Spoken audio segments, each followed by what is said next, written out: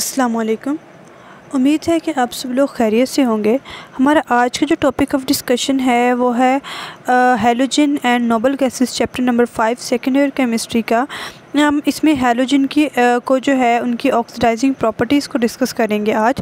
तो चलिए हम अपना आज का लेक्चर जो है वो स्टार्ट करते हैं। तो सबसे पहले तो हम इनके रिलेटिव रिएक्टिविटीज़ देखेंगे हैलोजन की एज एन ऑक्सीडाइजिंग एजेंट। ठीक है, तो जितने भी हैलोजन होते हैं फ्री फॉर्म के अंदर एग्जिस्ट करते हैं, तो वो ऑक्सीडाइजिंग एजेंट के तौर पे एक्ट करते हैं जब उसको किसी मेटल या नॉन मेटल्स के साथ रिएक्ट करवाया जाता है।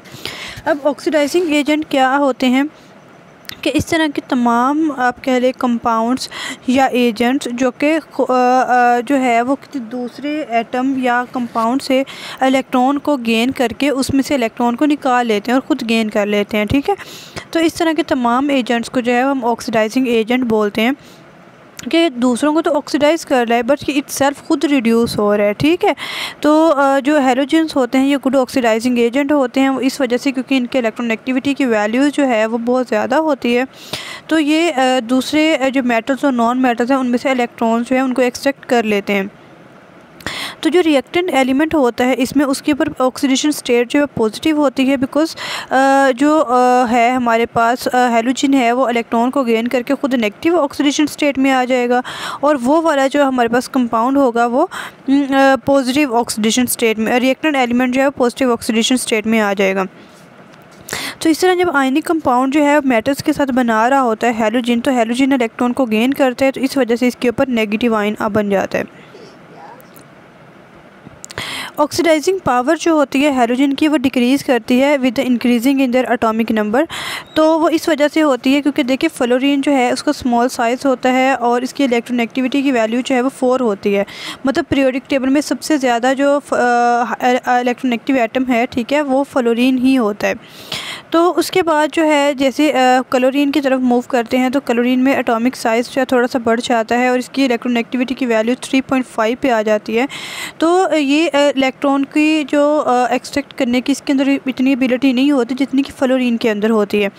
इसी तरह जब आप फ्लोरीन से ब्रोमीन की तरफ मूव करते हैं तो ब्रोमीन में और एटॉमिक साइज़ जो है वो इंक्रीज़ होता है और इसकी जो इलेक्ट्रोनेगेटिविटी की वैल्यू होती है 2.8 हो जाती है। तो इस वजह से जो है वो इनकी इस तरह अगर आप देखें तो इनकी ऑक्सीडाइजिंग पावर जो है वो डिक्रीज़ करती है with the increasing in their atomic number. Fluorine जो है इसकी हाईएस्ट ऑक्सीडाइजिंग पावर होती है और आयोडीन की जो है वो सबसे कम होती है। अगर हम इनका जो है वो ट्रेंड देखें तो फ्लोरीन सबसे ज़्यादा ऑक्सीडाइजिंग एजेंट है, फिर क्लोरीन है, फिर ब्रोमीन है और फिर आयोडीन है। ठीक है, तो ये हमारे पास इनका ऑक्सीडाइजिंग ट्रेंड हो जाएगा।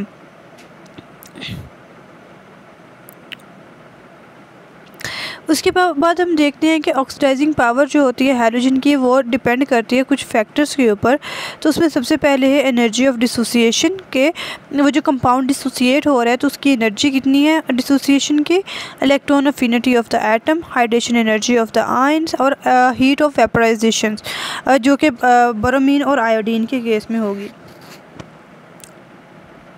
तो अगर आप हैलोजन की देखते हैं कि इनकी जो डिसोसिएशन एनर्जी है वो लोअर होती है और इनकी जो इलेक्ट्रॉन अफिनिटी की वैल्यू होती है बहुत ज़्यादा हाई होती है और हाइड्रेशन एनर्जी की वैल्यू बहुत ज़्यादा हाई होती है, और इससे जो है वो उनकी ऑक्सीडाइजिंग पावर जो है वो हाई हो जाती है। ठीक है, और जो ऑक्सीडाइजिंग पावर होती है फ्लोरीन की वो बहुत ज़्यादा होती है, वो इस वजह से क्योंकि जो लो एनर्जी ऑफ डिसोसिएशन होती है इनकी और हाई हाइड्रेशन एनर्जी होती है इसके आयंस की। ठीक है, तो इससे हम कह सकते हैं कि जो ऑक्सीडाइजिंग पावर होती है हैलोजन्स की वो ख़ास तौर पे फ्लोरीन की वो जो है वो इन्वर्सली प्रोपोर्शन होती है डिसोसिएशन एनर्जी के, मतलब फ्लोरीन सॉरी जितनी ऑक्सीडाइजिंग पावर ज़्यादा होगी उतनी ही एनर्जी ऑफ डिसोसिएशन जो है वो कम होगी। ठीक है, इस तरह हाई हाइड्रेशन एनर्जी होगी, मतलब कि अगर हाइड्रेशन एनर्जी ज़्यादा है तो ऑक्सीडाइजिंग पावर भी ज़्यादा होगी। ठीक है, तो इस वजह से रिलेटिव स्ट्रेंथ जो होती है ऑक्सीडाइजिंग एजेंट की वजह से इससे ये पॉसिबल होता है कि एक हर हैलोजन जो है वो मतलब कि पहले वाली जो हमारे पास मेंबर आता है ग्रुप में वो अपने से अगले वाले जो मेंबर को जो है वो ऑक्सीडाइज़ कर सकते हैं। लाइक फ्लोरीन जो है वो क्लोरीन को ऑक्सीडाइज़ कर सकती है, क्लोरीन नेक्स्ट ब्रोमीन को कर सकती है और ब्रोमीन आयोडीन को कर सकती है।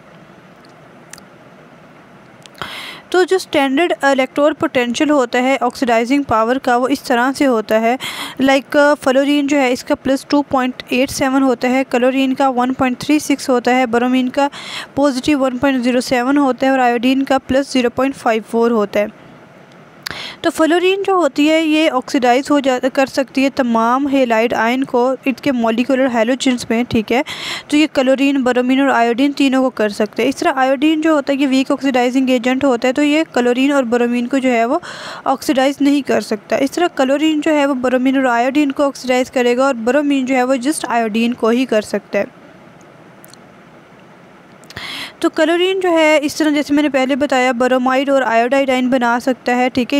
इन दोनों को ऑक्सीडाइज कर सकता है और ब्रोमीन जो है वो जस्ट आयोडीन को जो है वो कर सकता है। इसके बाद फ्लोरीन और क्लोरीन जो है इनके जो ऑक्साइड्स होते हैं ये बहुत ज़्यादा कलर डाइज वगैरह और कलरलेस सब्सटेंसेस होते हैं, उनको ऑक्सीडाइज कर सकते हैं, लाइक लिटमस और यूनिवर्सल इंडिकेटर वगैरह।